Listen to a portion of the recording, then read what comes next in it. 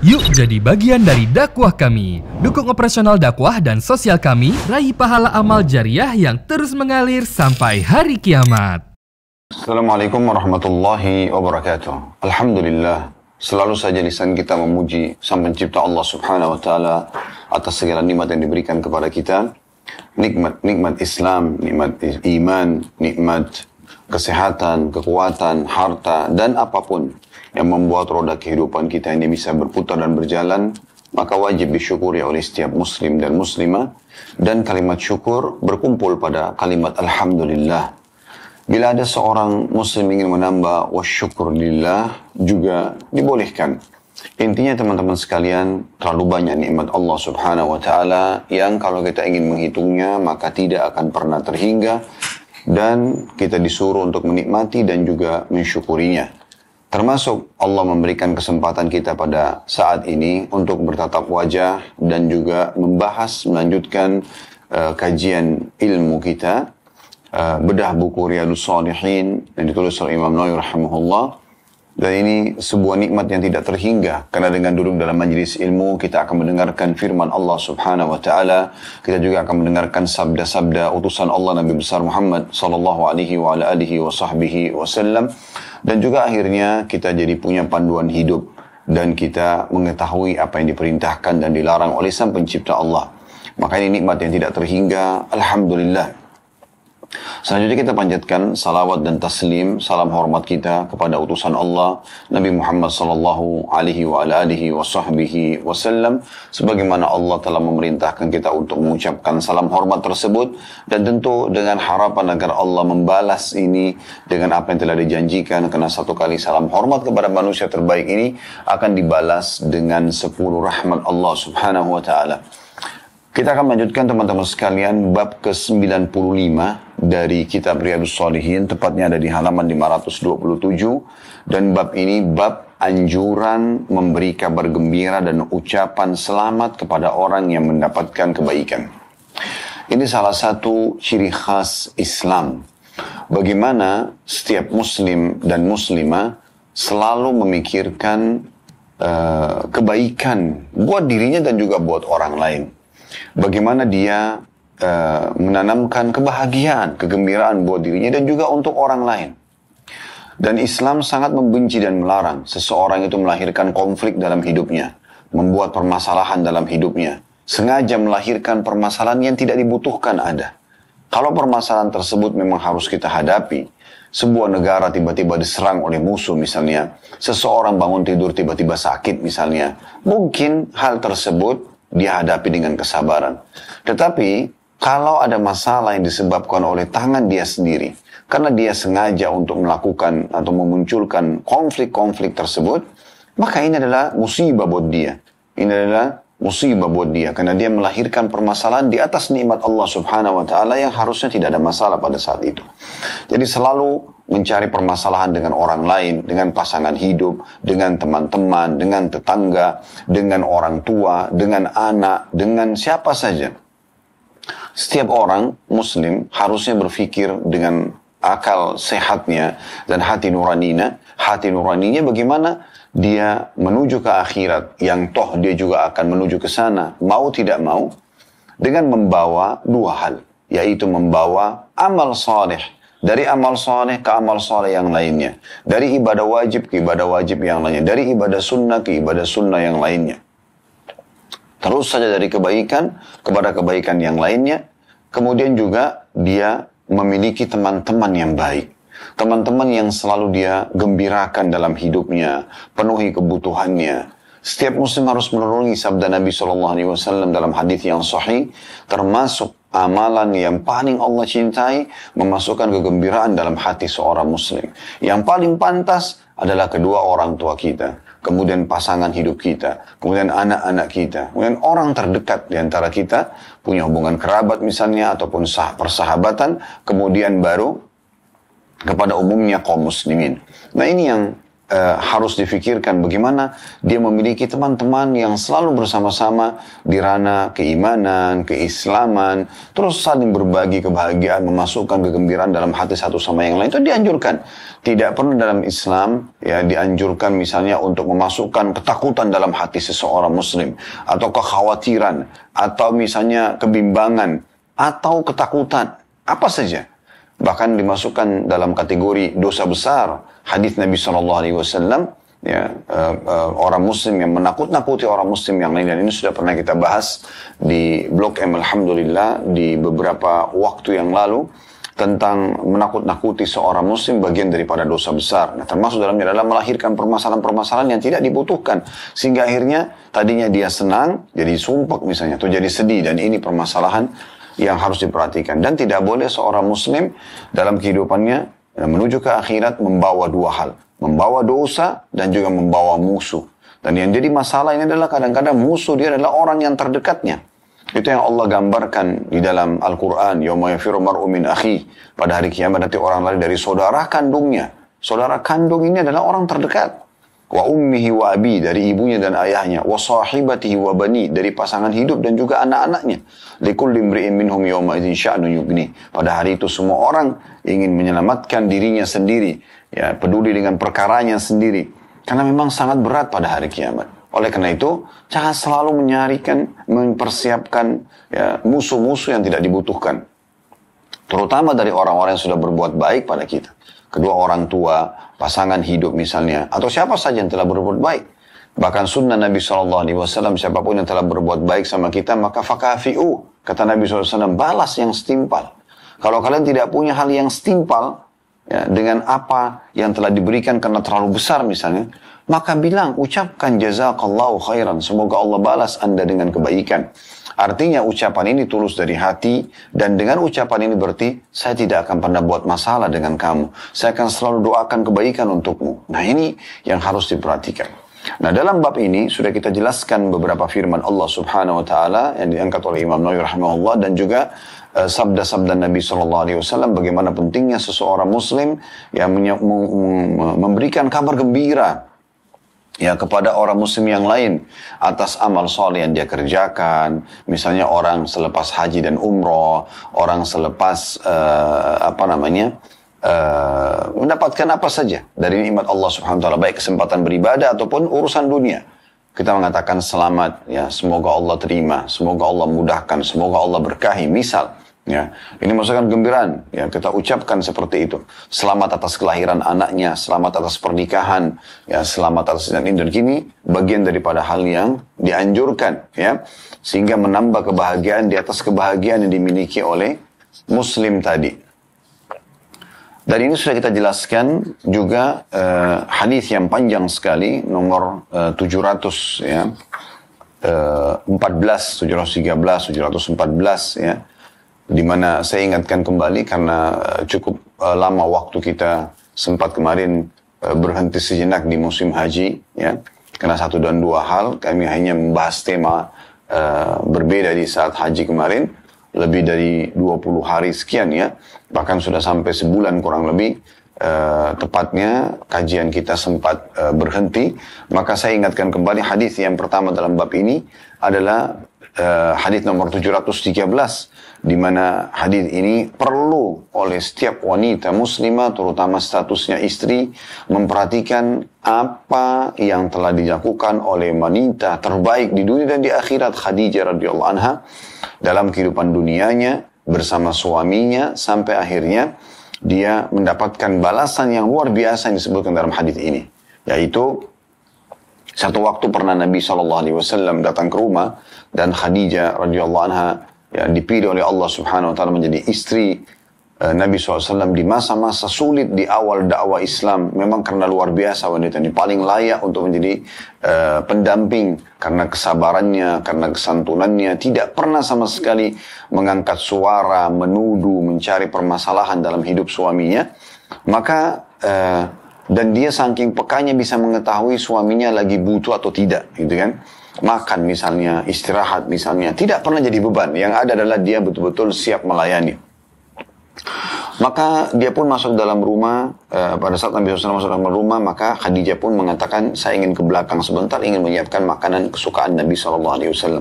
Maka dengan perbuatan itu, dengan kesantunan menyambut suaminya, selama hidup selalu saja menjadi penyejuk mata suaminya, penyejuk hati suaminya, maka dia pun Nabi SAW didatangi oleh Jibril AS dan mengatakan, wahai Muhammad, sebentar lagi istrimu Khadijah akan membawakan makanan kesukaanmu. Maka karena perbuatannya ini, kesantunannya dengan suaminya yang telah Allah perintahkan dia untuk melayani dengan baik, ya, dan menjaga perasaannya, menjaga sikap kepadanya, gitu. Sampaikan kepada dia, kalau Allah pencipta langit dan bumi, ya, mengucapkan salam untuknya. Dan sampaikan juga salam dari aku, Jibril alaihissalam. Ini bukan main-main, ini salam dari sang pencipta Allah dan juga Jibril alaihissalam, pemimpin para malaikat. Kemudian sampaikan juga, ini dalam hadisnya dikatakan, ya, bahwasanya berita gembira kepadanya, ya, dia akan diberikan balasan atas perbuatannya ini, bibaitin fil jannati min qasab, la sakhaba fihi wala nasab. Bahwa dengan perbuatan ini dia akan diberikan sebuah istana di surga yang terbuat dari mutiara berongga, tidak ada teriakan, karena Khadijah tidak pernah teriak-teriak pada suaminya, tidak pernah menyakiti perasaan dia, hatinya misalnya, maupun keletihan di dalamnya. Sebagaimana dia juga tidak pernah membuat suaminya letih, ya, dia selalu merasa nyaman saja dalam melayani suaminya, maka dengan itu pun dia akan mendapatkan istana yang penuh dengan kenikmatan ini.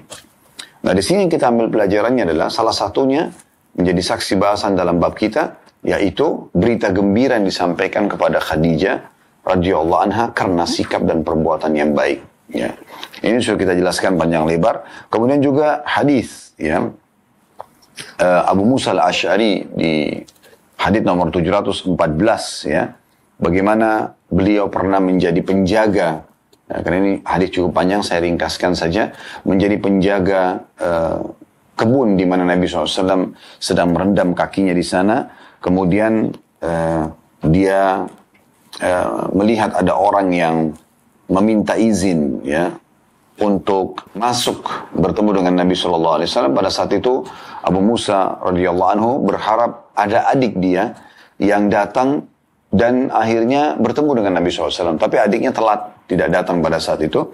Yang datang adalah Abu Bakar, Umar, dan Uthman radhiyallahu anhum ajma'in. Dan pada saat Abu Bakar datang, minta izin masuk. Lalu Abu Musa al-Asy'ari minta izin kepada Nabi SAW. Dan Nabi izinkan SAW, dan beliau menyatakan, ya, izinkan dia. Wabashirhu bil jannah. Dan sampaikan berita gembira bahwasanya dia akan masuk ke dalam surga. Ya. Kemudian, ya, datanglah Abu Bakar dan duduk, ya, di sebelah kanan Nabi SAW. Tidak lama kemudian datang Umar dan izin juga. Lalu Nabi SAW diminta izini oleh Abu Musa al-Asy'ari. Lalu Nabi SAW mengatakan, i'zan lahu wa basyirhu bil jannah. Maka kemudian dikatakanlah, ya, oleh Nabi SAW, izinkan dia dan sampaikan berita gembira dia termasuk ahli surga. Kemudian duduklah Umar di sebelah kiri Nabi alaihi salatu wassalam, ya. Kemudian setelah itu datang lagi orang ketiga mengetuk pintu dan ternyata dia adalah Uthman bin Affan radhiyallahu anhu. Kemudian Abu Musa al-Asy'ari minta izin kepada Nabi SAW. Nabi SAW izinkan lalu mengatakan, ya, i'zan lahu wa basyirhu bil jannah ma'a balwa tusibuh. Izinkan dia masuk dan sampaikan berita gembira kalau dia akan masuk ke surga dan dengan ada ujian yang datang pada akhir hidupnya. Karena Uthman bin Affan dibunuh oleh kaum Khawarij pada saat itu. Nah, ini hadis yang sudah kita bahas, ya. Baik, kita akan masuk sekarang teman-teman sekalian. Hadis nomor 715, ya, pada kesempatan ini. Dan insya Allah kita akan selesaikan sampai hadis nomor 716, ya. 715 ini saya akan bacakan berbunyi dari Abu Hurairah radhiyallahu anhu.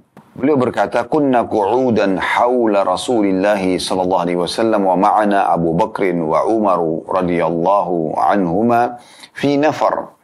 فقام رسول الله صلى الله عليه وسلم من بين أظهرنا فأبتع علينا وخشينا أن يقتطع دوننا وفزعنا فقمنا فقلت أول من فزع فخرجت أبتغي رسول الله صلى الله عليه وسلم حتى أتيت حائطا للأنصار لبني النجار فدرت به حتى أجد له بابا فلم أجد فإذا ربيع يدخل في جوف حائط من بئر خارجه والربيع ada garis itu meaning di sini disebutkan والربيع الجدول الصغير فاحتفرت فدخلت على رسول الله صلى الله عليه وسلم فقال أبو هريرة فقلت نعم يا رسول الله قال ما شأنك قلت كنت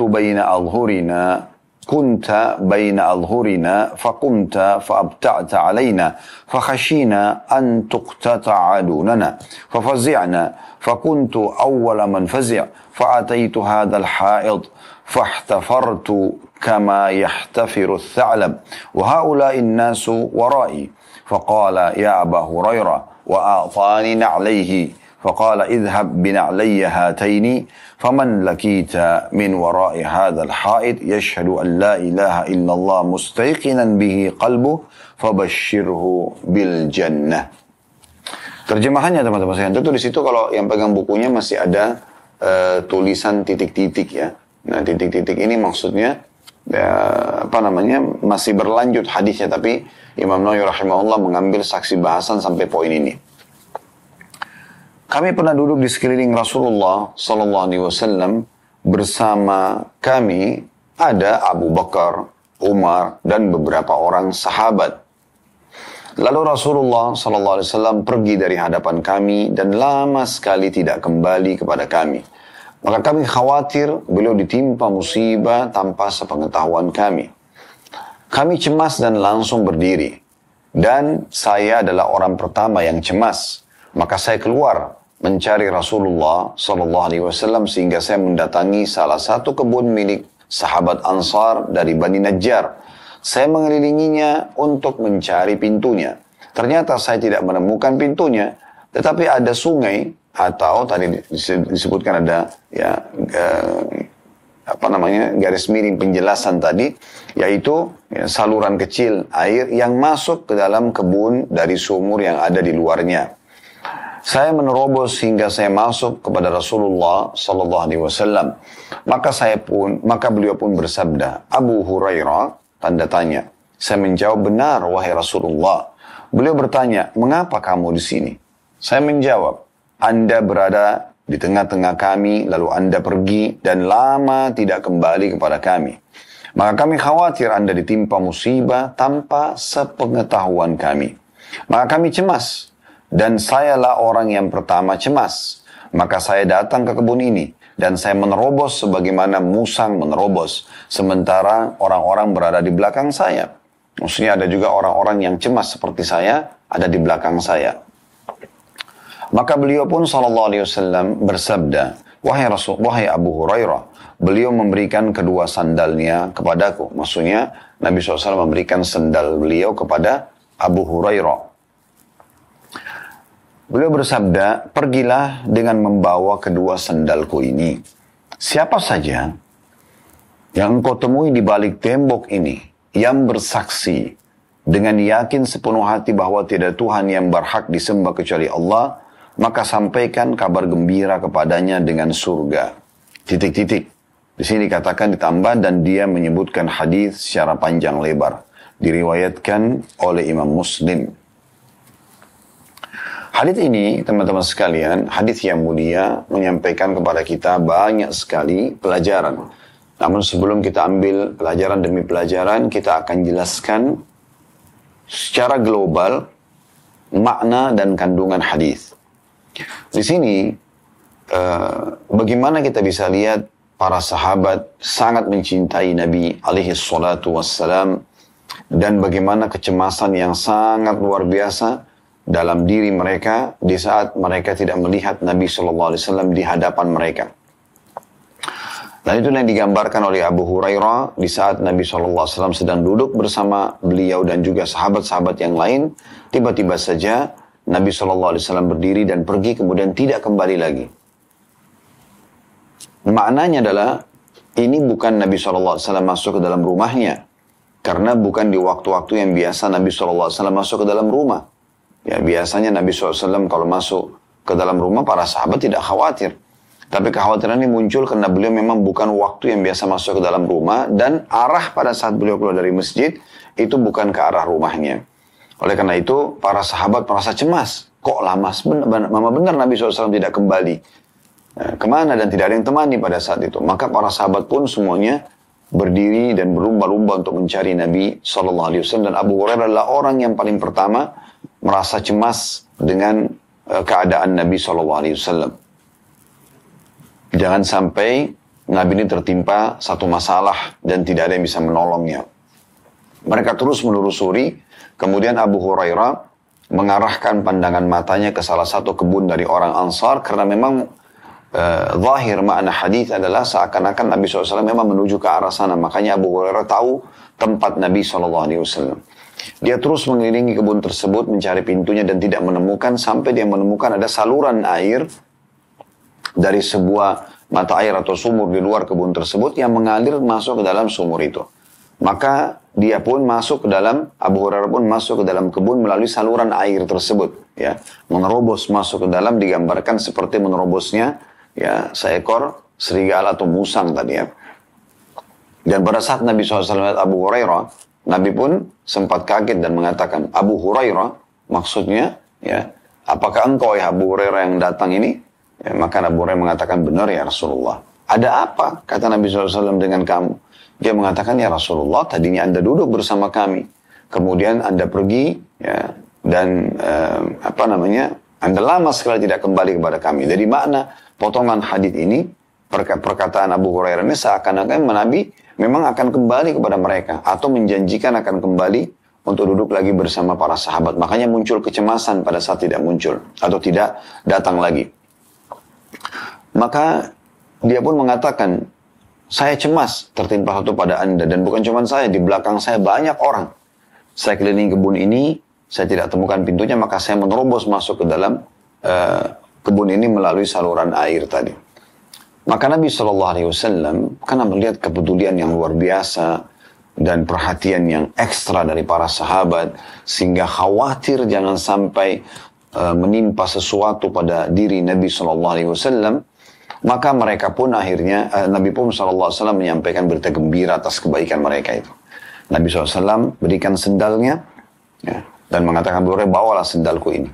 Ini bisa mengandung makna di sini adalah, bawa ini sampai ke, aku menyusulmu dan aku akan kenakan nanti, atau bawa ini sebagai bukti, sendal ini. Bahwasanya memang engkau telah menemui aku, bawa sendal ini karena orang-orang mengenal sendal Nabi SAW. Kemudian sampaikan kepada semua yang kau temui dari luar pagar kebun ini, siapapun yang mengucapkan la ilaha illallah tulus dari hatinya, maka dia akan mendapatkan surga. Nah, ini berita gembiranya. Jadi ini ada lanjutan hadis, tapi sampai sini saya katakan tadi diangkat oleh Imam Nawawi rahimahullah sebagai saksi bahasan kita. Nah, ini makna global daripada hadis tadi yang kita baru bacakan. Kita akan masuk coba ke pelajaran-pelajaran yang bisa diambil dan hikmah daripada hadis ini.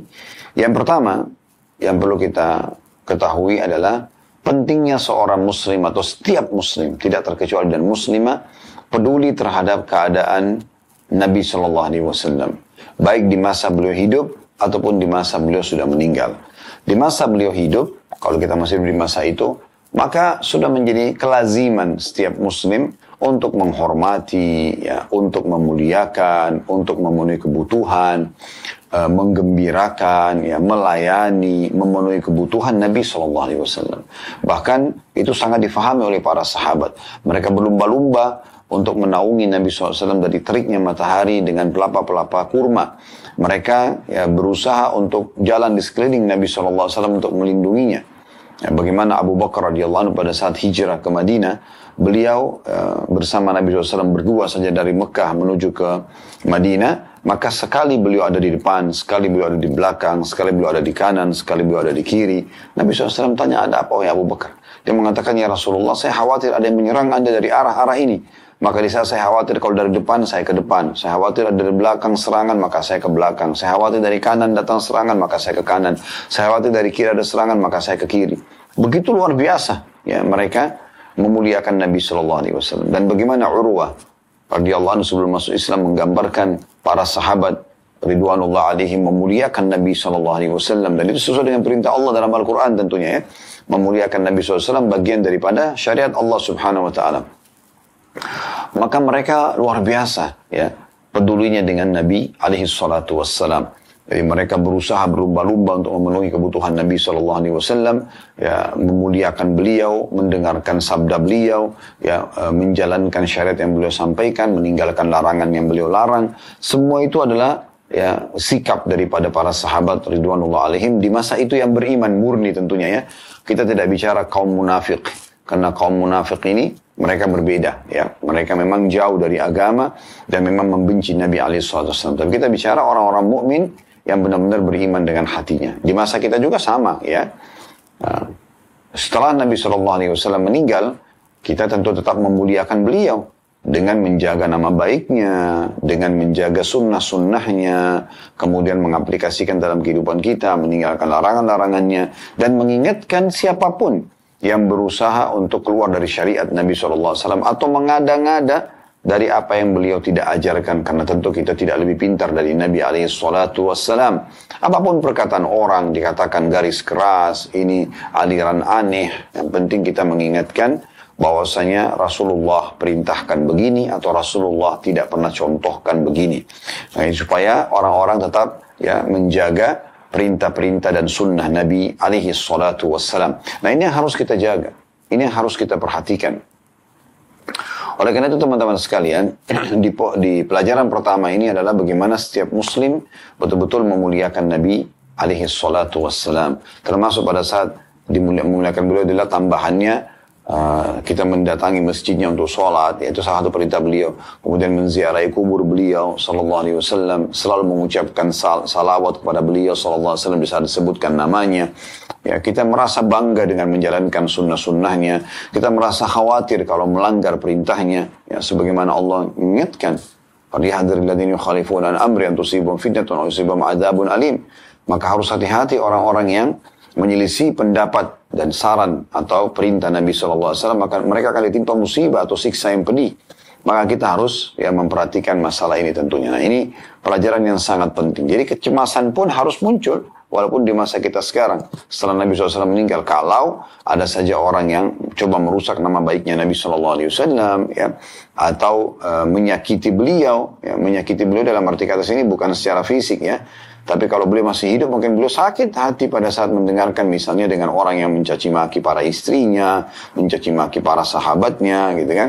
Ya, sebagaimana beliau tidak suka yang dilakukan oleh kaum munafikin di masa hidup beliau, sallallahu alaihi wasallam. Nah, ini pelajaran penting yang bisa kita ambil dari hadits ini tentang bagaimana kecemasan para sahabat yang luar biasa pada saat mereka tidak melihat Nabi SAW di hadapan mata mereka. Jadi bukan hanya sekedar hidup begitu saja nafsi-nafsi masing-masing, enggak. Tapi mereka selalu peduli, mereka selalu menunggu Nabi SAW di depan pintu rumah beliau pada saat di pagi hari misalnya. Mereka menunggu Nabi SAW pada saat sholat, ya, mereka menemani Nabi SAW pada saat pulang ke rumahnya. Pada saat Nabi SAW sedang jalan, tidak pernah Nabi sendirian.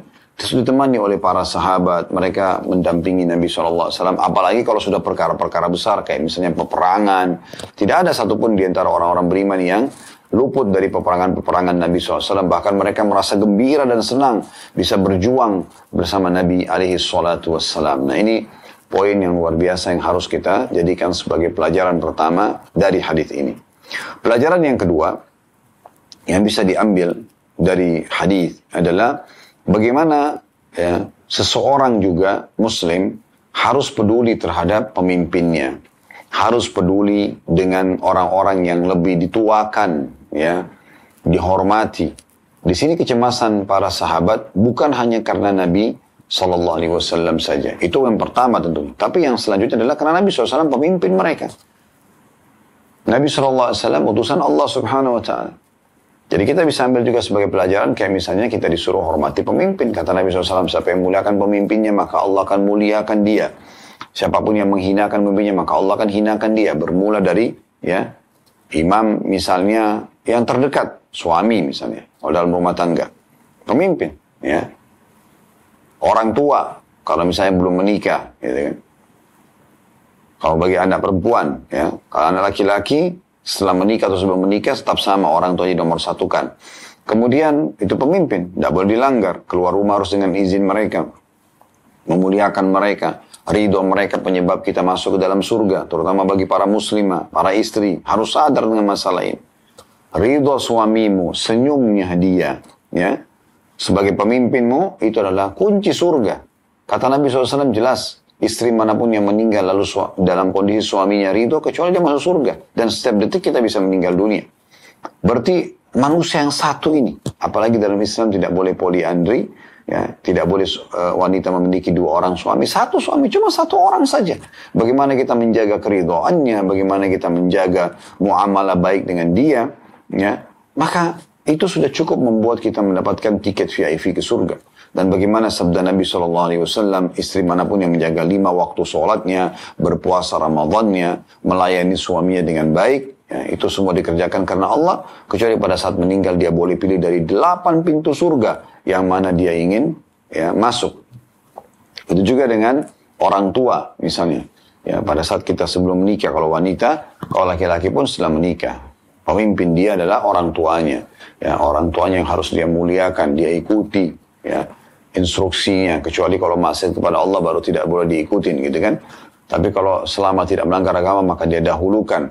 Dalam sholat, imam sholat, walaupun imam sholat itu salah, misalnya dia sholat duhur di rakaat kedua tidak tahiyat.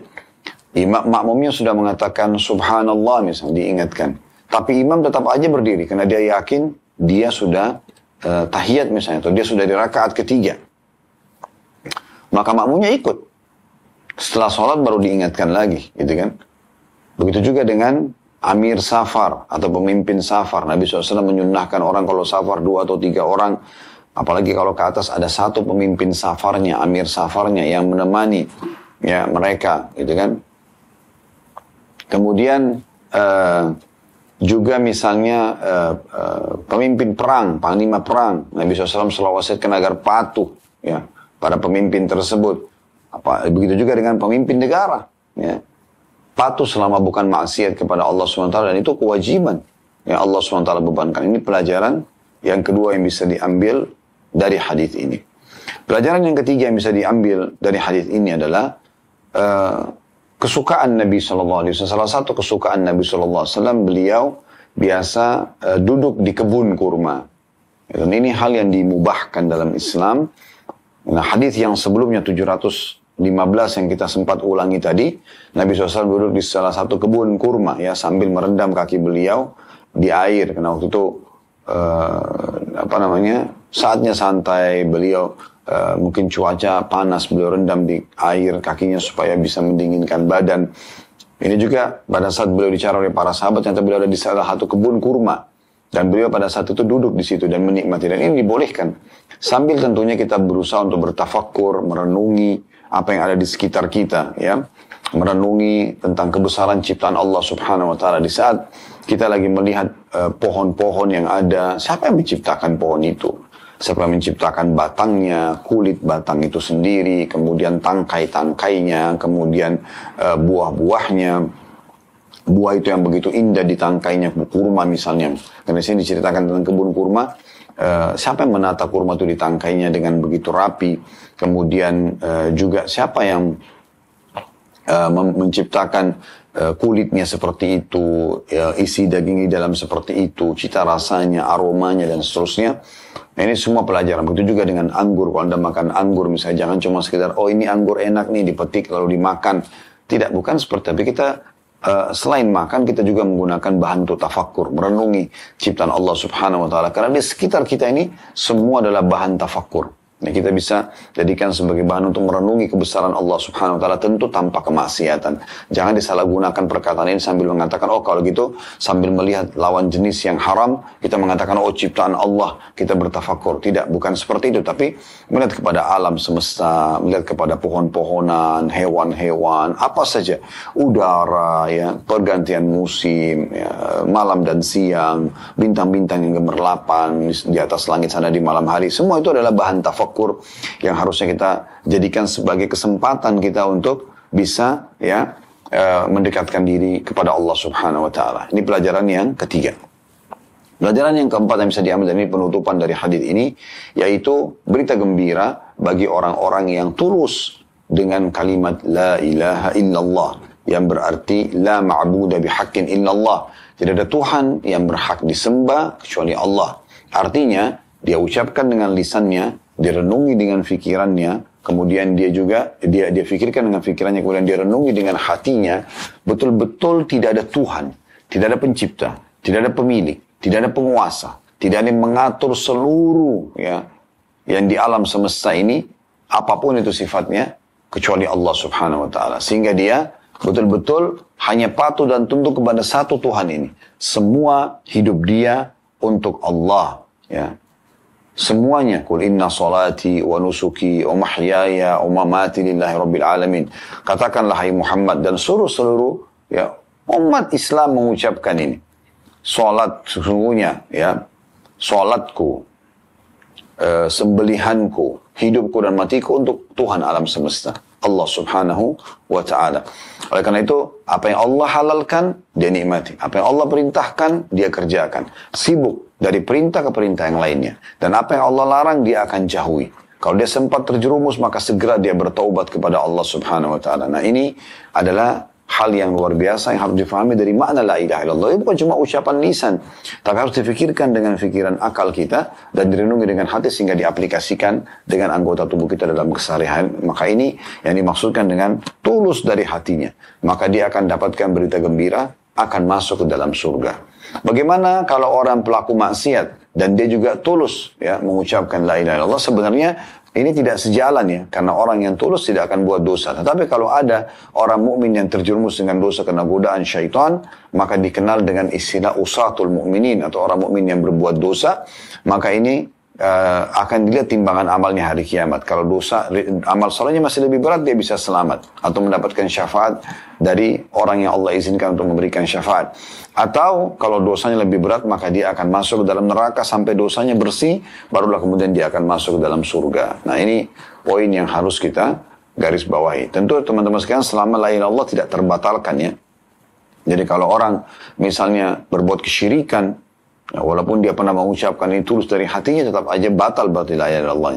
Atau ada konsekuensi, misalnya dia mengucapkan la ilaha illallah, tapi dia tidak sholat, bahkan dia membangkang dengan perintah sholat itu, yang Nabi SAW menjelaskan bisa kufur orang kalau meninggalkan sholat, berarti dia batal juga, masalah ini. Ini poin-poin yang harus diperhatikan dalam kemasyikan. Dan kita insya Allah akan kembali melanjutkan lagi hadis selanjutnya, dan ini hadis terakhir dalam bab kita, hadis nomor 716, ya. Hadits ini teman-teman sekalian berbunyi dari Ibnu Shimasah. Beliau berkata, "Hadarna Amr bin As radhiyallahu anhu wa huwa fi siqayatil maut, fabaka tawilan wa hawwala wajhahu ila al-jidar, faja'ala ibnuhu yaqul ya abata ama basharaka Rasulullah sallallahu alaihi wasallam bikadha ama basharaka Rasulullah sallallahu alaihi wasallam bikadha."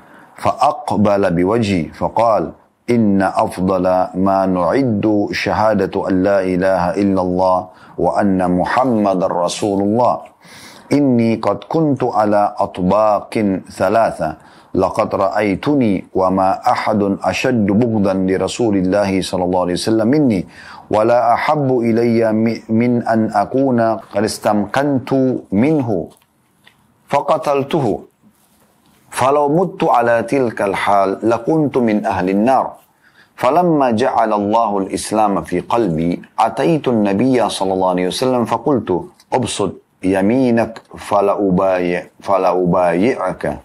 أبايعك فبسط يمينه فقبضت يدي فقال ما لك يا عمرو قلت أردت أن أشترط قال تشترط ماذا قلت أن يغفر لي قال أما علمت أن الإسلام يهدم ما كان قبله وأن الهجرة تهدم ما كان قبلها وأن الحج يهدم ما كان قبله وما كان أحد أحب إلي من رسول الله صلى الله عليه وسلم ولا أجل في عين منه وما كنت أطيق أن أملأ عيني منه إجلالا له ولو سئلت أن أصفه ما أطقت لأني لم أكن أملأ عيني منه ولو مت على تلك الحال لرجوت أن أكون من أهل الجنة ثم ولينا أشياء ما أدري ما حالي فيها فإذا أنا مت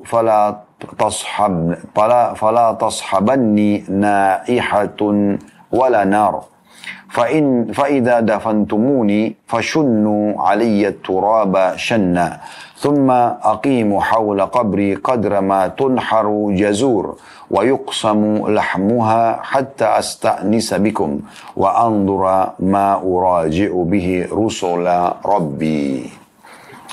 Terjemahannya, Muhammad cukup panjang tadi. Kami menyaksikan, ini kata seorang tabi'in, Ibnu Shimasah rahimahullah. Beliau mengatakan, kami menyaksikan Amr bin As radhiyallahu anhu di saat ajal menjemputnya. Beliau menangis lama dan menghadapkan wajahnya ke tembok. Maka putranya berkata, wahai ayahku, bukankah Rasulullah SAW pernah memberikan kabar gembira kepada anda dengan begini? Tanda tanya. Bukankah Rasulullah SAW pernah memberikan kabar gembira kepada anda dengan begini? Maksudnya, anaknya menyebutkan tentang keutamaan yang pernah Nabi sampaikan tentang Amr bin As. Maka dia berbalik menghadapkan wajahnya ke arah anaknya, lalu beliau pun berkata, sesungguhnya bekal paling utama yang kami persiapkan adalah persaksian bahwa tiada Tuhan yang berhak disembah kecuali Allah dan bahwasanya Muhammad adalah Rasulullah. Sesungguhnya aku telah mengalami 3 masa periode dalam hidupku. Yang pertama, aku belum lupa saat waktu itu tidak ada seorang pun yang lebih membenci Rasulullah SAW daripada aku. Maksudnya di fase Mekah sebelum masuk Islam. Dan tidak ada yang lebih aku harapkan selain mempunyai kesempatan untuk membunuh beliau. Sehingga aku bisa membunuh beliau. Seandainya aku mati dalam kondisi itu, niscaya aku termasuk penghuni neraka. Ini keadaan yang pertama. Keadaan yang kedua, tak kala Allah meletakkan Islam di hatiku, aku mendatangi Nabi SAW dan mengatakan, ulurkanlah tangan kanan anda. Aku akan membaiat anda atau memberikan janji setia dan masuk Islam. Maka beliau SAW mengulurkan tangan kanan beliau. Tetapi aku justru menarik tanganku. Maka beliau pun bersabda SAW, ada apa denganmu wahai Amr? Aku berkata, ya, aku ingin meminta syarat dengan masuk Islam ini. Beliau SAW menjawab, syarat apa? Aku menjawab, agar aku diampuni. Maka beliau SAW bersabda, tidakkah kamu tahu bahwa Islam itu meleburkan apa yang ada sebelumnya, maksudnya dari dosa-dosa. Dan hijrah meleburkan apa yang ada sebelumnya. Dan juga haji meleburkan dosa sebelumnya. Tidak ada seorang pun yang lebih aku cintai daripada Rasulullah SAW. Dan juga tidak ada yang lebih agung di mataku selain beliau.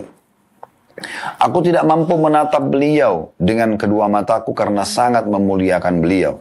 Seandainya aku diminta menjelaskan sifat-sifat fisik beliau, pasti aku tidak akan mampu karena aku belum pernah mengarahkan kedua mataku untuk memandang beliau. Seandainya aku mati dalam kondisi itu, aku berharap termasuk penghuni surga. Kemudian keadaan yang ketiga, ini setelah meninggalnya Nabi SAW, kami menangani banyak urusan. Aku tidak tahu bagaimana keadaanku di dalamnya.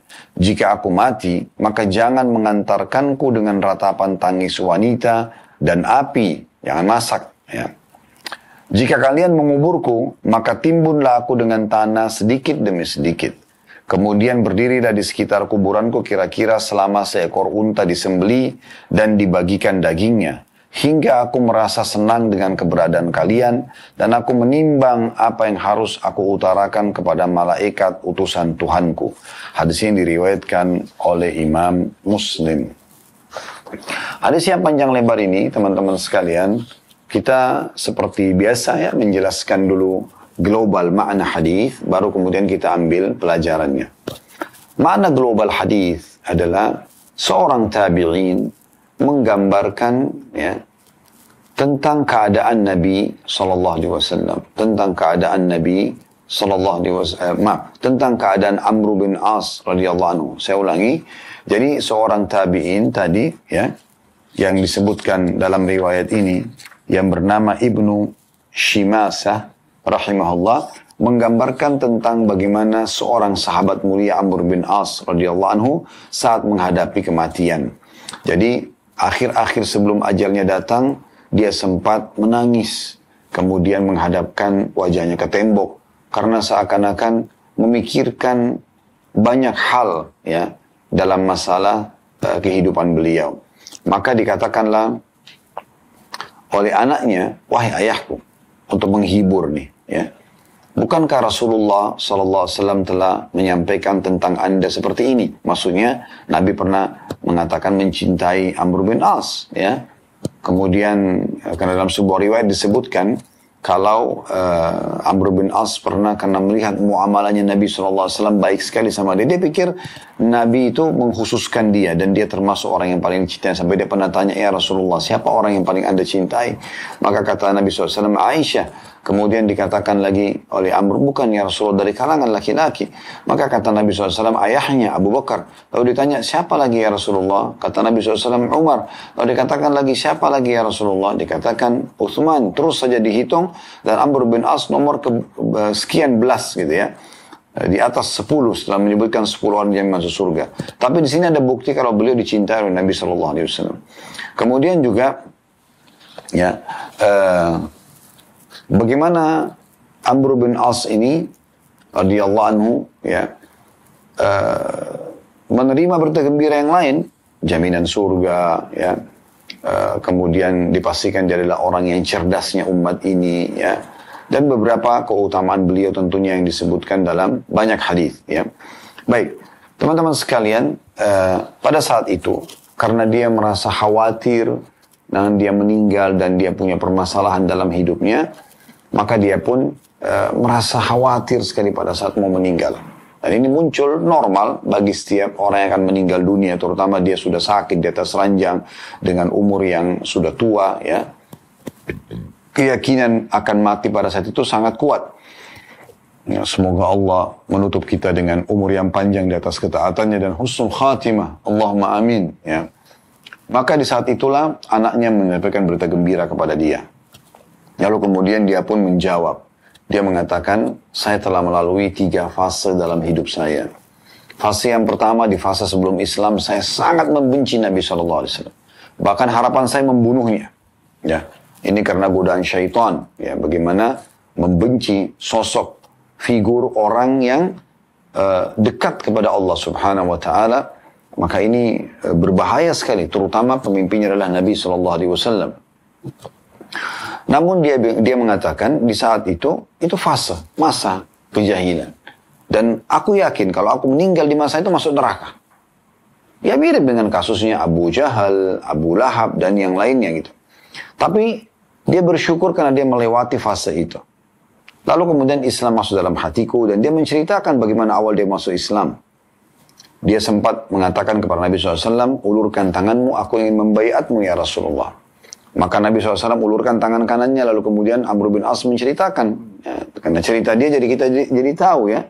Dan para muslimin dan ulama muslim itu mengetahui dari kisah ini. Pada saat beliau mau meninggal. Bagaimana pada saat dia membaiat Nabi SAW, dia pun menarik tangannya. Lalu kata Nabi SAW, ada apa wahai Amr? Maksudnya seakan-akan kenapa kamu ragu untuk mengucapkan syahadat dan membaiat Islam, membaiat aku? Ya. Maka dia mengatakan, aku ingin memberikan syarat ya Rasulullah. Kata Nabi SAW, syarat apa? Aku ini sudah terlalu banyak dosa. Membenci anda. Ya. Membenci Islam, bahkan berharap dulu membunuh anda. Tapi, ya, Aku berharap dengan aku masuk Islam diampuni kesalahan itu semua. Sudah aku ingin mulai babak baru. Maka Nabi SAW mengatakan berita gembira di sini. Mengatakan, hai Amr, apakah kau belum tahu kalau dengan Islam semua masa lalu kesalahanmu dimaafkan? Apakah kau belum tahu dengan orang hijrah, kamu dari Mekah menuju ke Madinah, hijrah.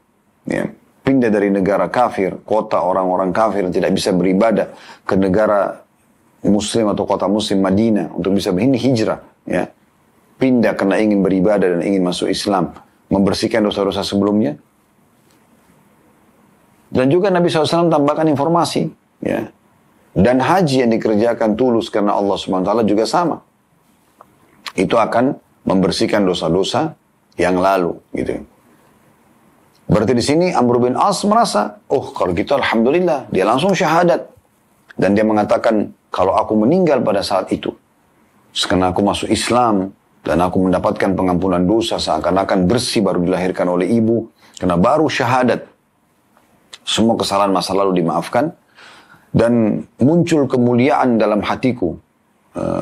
Maksudnya memuliakan Nabi SAW sampai aku segan, tidak ingin melihat wajah beliau. Karena segannya dan merasa bersalah dengan keadaanku dulu. Dan aku sangat menghormati beliau. Sampai-sampai aku tidak mampu kalau disuruh gambarkan bagaimana fisik Nabi. Aku tidak bisa menggambarkan karena aku tidak pernah melihat beliau secara langsung karena memuliakannya. Nah ini fase kedua. Dan dia mengatakan kalau aku meninggal pada saat itu aku berharap aku masuk surga. Fase ketiga, dia mengatakan setelah Nabi SAW meninggal, Amr bin As ya, sampai menjadi pemimpin pasukan perang, terutama di zaman Umar, akhirnya sampai menembus Mesir, gitu kan, dan menjadi pemimpin di Mesir, dan banyak sekali urusan yang diselesaikan dari perkara-perkara dengan masyarakat. Dia mengatakan, dan setelah itu ada yang aku lalui dan aku tidak tahu keadaanku. Apakah aku dalam kondisi benar atau salah, masih ada hak orang atau tidak. Aku berharap pada saat aku meninggal sesaat lagi setelah ini, maka kalau kalian kuburkan aku, letakkanlah tanah atau jatuhkan tanah itu perlahan-lahan. Kemudian setelah dikubur pun tunggulah sejenak dengan ukuran ya unta disembeli dan dibagikan dagingnya. Agar aku bisa merasa tentram dengan kalian masih ada di sekitar kuburanku. Dan aku pastikan aku sudah bisa menjawab para utusan Tuhanku, maksudnya para malaikat mungkar nakir di kuburan. Nah ini fase kehidupan yang dilalui oleh Amr bin As radhiyallahu anhu. Baik, kita ambil pelajaran dari hadits ini dan sebagai penutup juga sekaligus, dan kita akan coba buka pertanyaan setelah ini tentunya.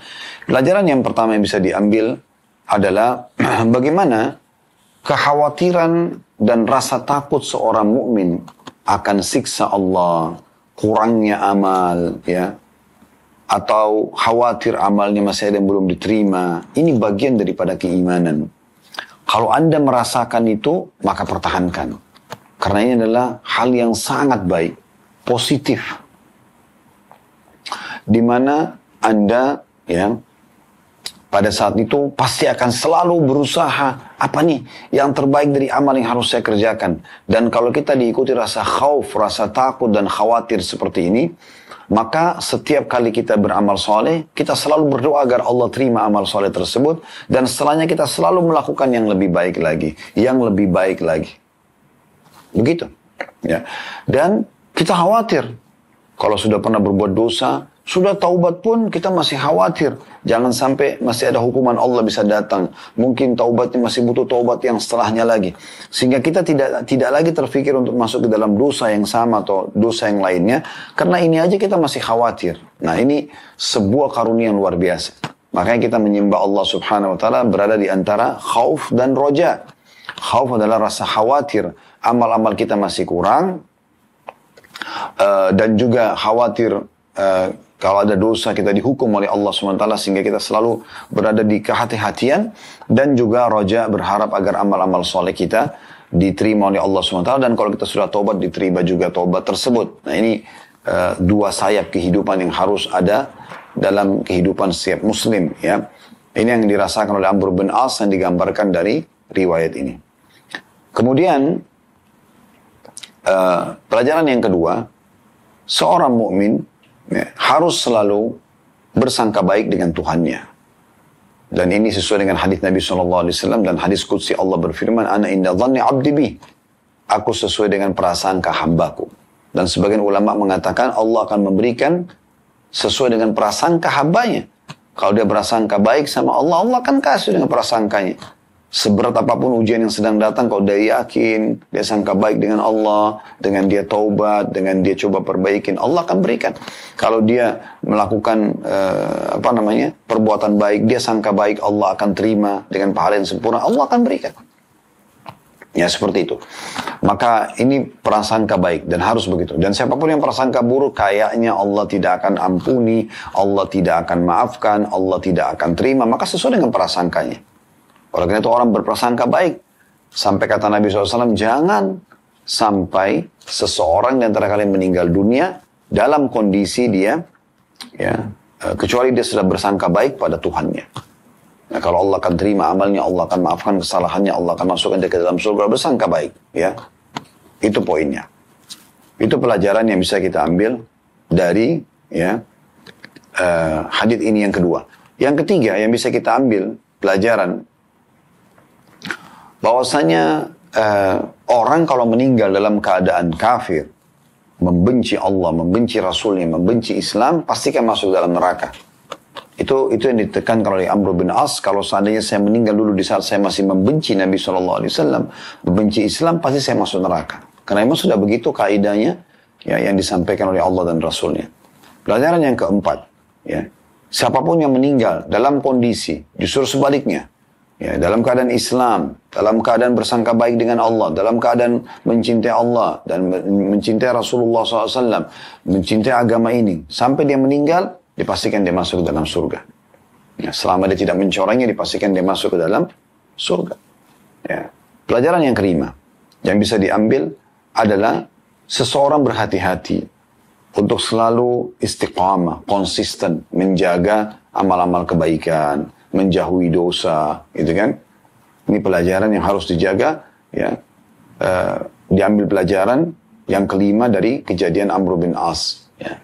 Yang keenam yang terakhir adalah dianjurkan dari riwayat ini bagaimana pada saat kita sedang mengantar jenazah, dianjurkan untuk mengantar jenazah karena Nabi SAW mengatakan siapa yang mau sholat jenazah mendapatkan 1 qirat atau seperti 1 gunung Uhud pahalanya, dan siapa yang mengantar jenazah sampai dimakamkan maka akan dapatkan 1 qirat lagi seperti 1 gunung lagi.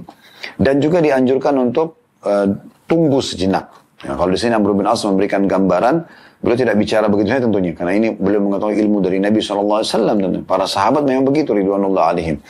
Beliau menyuruh agar menunggu, berarti menunggu seperti ukuran unta disembelih, beberapa saat. Tujuannya adalah untuk mendoakan si mayit, karena Nabi SAW berapa kali mengantar jenazah sahabatnya lalu mengatakan, setelah dikuburkan, mintalah kepada Allah SWT untuk saudara kalian as-sabat. As-sabat artinya dia kokoh dan bisa menjawab pertanyaan para malaikat. Di saat itu kita doakan terus beberapa saat. Nah, kalau Amr bin As menggambarkan seperti ukuran unta yang disembelih dan dibagi-bagikan dagingnya. Nah, seperti itu. Ini pelajaran yang keenam yang bisa kita ambil. Kemudian pelajaran yang ketujuh yang terakhir adalah bagaimana Amr bin As menitipkan pesan penting di sini. Kalau aku meninggal, jangan ada yang meratapi dan jangan ada api di rumah. Nah, ini wasiat ini. Ini penting sekali, ini pelajaran ketujuh yang terakhir. Jadi kalau ada orang meninggal, maka tidak boleh meratap. Bahkan ini dosa besar. Dimasukkan dalam kategori dosa besar oleh Imam Madzhabi rahimahullah dalam kitab Al-Kabair beliau. Meratapi, jadi pukul-pukul badan, sobek-sobek baju, jambak-jambak rambut misalnya terus mengucapkan kata-kata buruk. Nah, ini meratapi mayit, ini tidak boleh. Tapi kalau orang cuma sekedar sedih itu boleh saja. Nabi SAW sedih dengan meninggalnya anaknya Ibrahim. Kemudian tidak boleh ada api. Nah, ini penting. Di rumah itu, bagi orang yang sedang sedih, tidak dianjurkan lagi melayani makanan buat orang yang sedang datang. Tapi sunnah Nabi SAW justru orang yang datang bertakziah, mereka lah yang membawa makanan. Membawa makanan. Itu sesuai juga dengan riwayat yang lain pada saat Ja'far bin Abi Talib radhiyallahu anhu, kakak kandung Ali bin Abi Talib, lebih tua 10 tahun dari Ali radhiyallahu anhu majma'in, meninggal terbunuh mati syahid di perang Mu'tah dan dikubur di Mu'tah tentunya di wilayah Jordania sekarang. Kata Nabi SAW, isna'u li ali Ja'far fa innum asabu ma lam yusibkum. Jadi buatkanlah makanan buat keluarganya Ja'far, bawakan makanan buat mereka karena mereka sedang ditimpa apa yang sedang tidak menimpa kalian. Maksudnya adalah jangan lagi mereka dalam keadaan sedih lalu disuruh masak lagi, layani tamu lagi. Tidak, tapi kita yang datang bertakziah, tidak berlama-lama. Nabi SAW sunnahkan 3 hari, membawakan makanan, menyabarkan, kemudian pulang. Nah itu yang disunnahkan oleh Nabi alaihi salatu wassalam. Allahu alam, ini yang kita bahas insyaAllah. Kedepannya kita akan lanjutkan bab ke-96, masalah bab melepas teman dan berwasiat kepadanya saat berpisah dengannya, baik untuk safar maupun lainnya, serta mendoakan dan memohon agar didoakan. Nah, ini akan kita bahas insyaAllah pertemuan akan datang. Saya mengajak teman-teman semuanya untuk terus mendukung channel-channel dakwah, termasuk channel dakwah ini. Kalau bukan dukungan dari kita semuanya, lalu siapa yang akan mendukung channel-channel dakwah itu untuk menyebarkan agama Allah subhanahu wa ta'ala, menyampaikan firman Allah subhanahu wa ta'ala, wahyu yang telah Allah turunkan, dan juga menyampaikan tentang penyampaian utusan Allah Nabi besar Muhammad sallallahu alaihi wasallam dalam hadits-hadits beliau, serta juga untuk saling berbagi ya, nasihat satu sama yang lain. Dukung semuanya itu, baik channel kami itu channel teman-teman yang lain, para ustadz-ustadz, para da'i yang menyampaikan sesuai dengan wahyu Al-Quran dan Sunnah, dan dengan ilmu yang benar dari salafus salih, sehingga Anda juga bisa partisipasi bersama mereka. Dan juga kami mengajak teman-teman untuk selalu partisipasi juga di kegiatan-kegiatan sosial yang kami angkat di yayasan atau di sedekah kreatif. Anda bisa lihat tentu di kegiatan-kegiatan kami insyaAllah di yayasan kami, serta apapun ya yang bisa Anda isi di waktu-waktu yang masih Allah berikan umur dengan kebaikan, maka isilah dengan amal saleh, dan apapun perbuatan dosa segera taubat darinya sebelum tiba masa penyesalan tentunya.